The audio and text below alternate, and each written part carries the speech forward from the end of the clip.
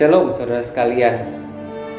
Sebagai manusia, pada umumnya kita lebih cepat dan lebih mudah melihat kekurangan-kekurangan atau kesalahan-kesalahan orang lain dibandingkan kelebihan mereka.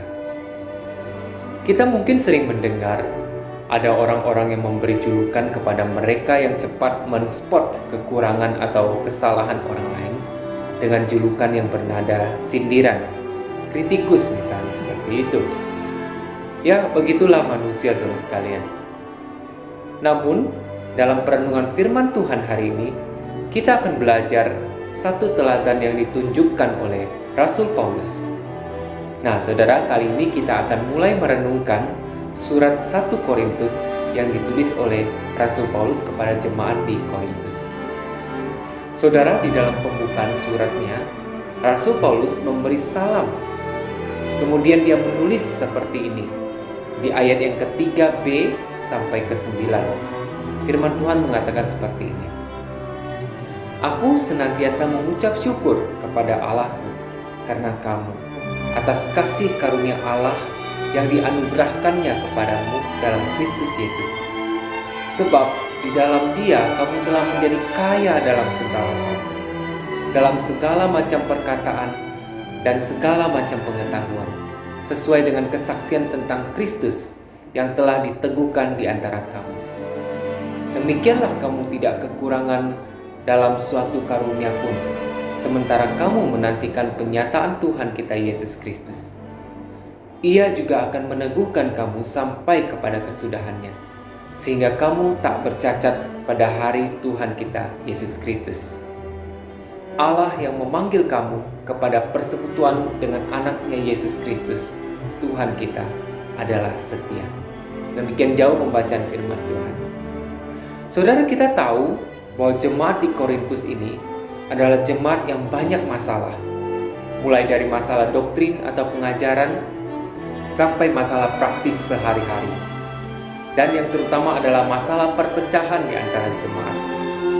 Ada yang pro kubu ini, ada yang pro kubu itu, ada yang merasa diri lebih istimewa, ada yang merasa diri lebih tinggi status sosialnya, bahkan ada yang merasa lebih rohani, lalu mulai memandang rendah dan menyakiti kelompok lain dengan merendahkan mereka. Saudara, bisa dibayangkan perasaan Rasul Paulus ketika menerima laporan tentang apa yang sedang terjadi di tengah-tengah jemaat di Korintus ini. Ya mungkin kesal, gak habis pikir gitu ya, kok bisa-bisanya mereka begitu, dan lain sebagainya. Namun saudara, kita melihat Rasul Paulus justru memulai suratnya dengan menyatakan kelebihan dan potensi dari jemaat Korintus ini. Walaupun kalau kita terus membaca, kita melihat ada begitu banyak teguran-teguran yang keras yang Rasul Paulus sampaikan. Tetapi kita melihat satu hal, satu fakta. Paulus memulainya dengan sebuah pujian akan kelebihan dan potensi dari jemaat ini. Paulus mengatakan dia bersyukur dan memuji kekayaan rohani dari jemaat Korintus. Melihat kesalahan dan permasalahan yang mereka timbulkan, Rasul Paulus tidak putus asa. Dia tetap menaruh harapan pada jemaat yang banyak masalah ini, bahwa mereka dapat berubah, bahwa mereka sesungguhnya adalah jemaat yang luar biasa, yang melimpah dalam karunia rohani. Dan Paulus yakin mereka akan diteguhkan dan kedapatan tidak bercacat sampai Kristus datang kedua kalinya. Mengapa Paulus begitu yakin, saudara sekalian? Ayat yang ke-9 mengatakan, karena Allah yang memanggil mereka dalam persekutuan dengan Kristus adalah setia. Itulah yang menjadi dasar keyakinan Paulus, bahwa Allah itu setia.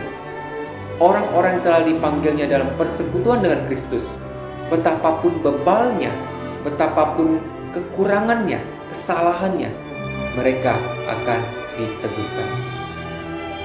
Saudara, belajar dari sikap dan keyakinan Rasul Paulus kepada Allah yang setia. Kita juga harus demikian. Saat kita melihat sesama kita, orang percaya, yang mungkin sulit diatur, banyak membuat masalah, banyak kekurangan. Marilah kita jangan hanya menjadi tukang kritik saja, yang hanya melihat kelemahan-kelemahan dan kesalahan-kesalahan orang lain. Tetapi marilah kita juga belajar untuk melihat kelebihan orang lain. Belajar untuk bersyukur atas kelebihan-kelebihan mereka. Belajar untuk memberi encouragement, pujian, bukan hanya mengkritik dan menyatakan kesalahan melulu. Dan terlebih, marilah kita tetap menaruh harapan bahwa setiap orang di dalam Kristus, betapapun kekurangannya, betapapun kesalahannya, mereka dapat diubahkan. Mereka dapat diteguhkan di dalam Kristus. Mengapa? Sebab Allah yang memanggil kita adalah setia. Marilah kita menjadi orang-orang yang bukan hanya mampu melihat kesalahan-kesalahan dan kelemahan-kelemahan, tetapi juga menjadi orang-orang Kristen yang cepat melihat kelebihan-kelebihan orang lain, cepat dalam memberi dukungan, cepat dalam memberi encouragement, pujian, dan yang terus menaruh harapan bahwa di dalam Allah yang setia tidak ada pribadi yang tidak dapat diubahkan. Sebab ketika kita mampu melihat dan menyatakan kelebihan-kelebihan sesama kita, maka itu berarti kita juga mampu melihat karya-karya Allah yang bekerja di balik keterbatasan dan kelemahan orang lain. Kiranya Tuhan menolong kita. Mari kita berdoa.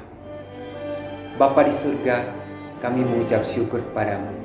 Engkau menempatkan kami di tengah-tengah komunitas yang begitu kaya dengan karunia, namun juga penuh dengan keterbatasan. Mampukan kami ya Tuhan untuk bukan hanya melihat kelemahan-kelemahan, kekurangan-kekurangan dan kesalahan orang lain, tapi mampukan kami untuk bisa melihat karunia-karunia Allah yang Allah berikan pada mereka, kelebihan-kelebihan mereka, potensi-potensi mereka. Mampukan kami Tuhan untuk bisa lebih cepat memberikan mereka dorongan, encouragement, pujian untuk membangun mereka.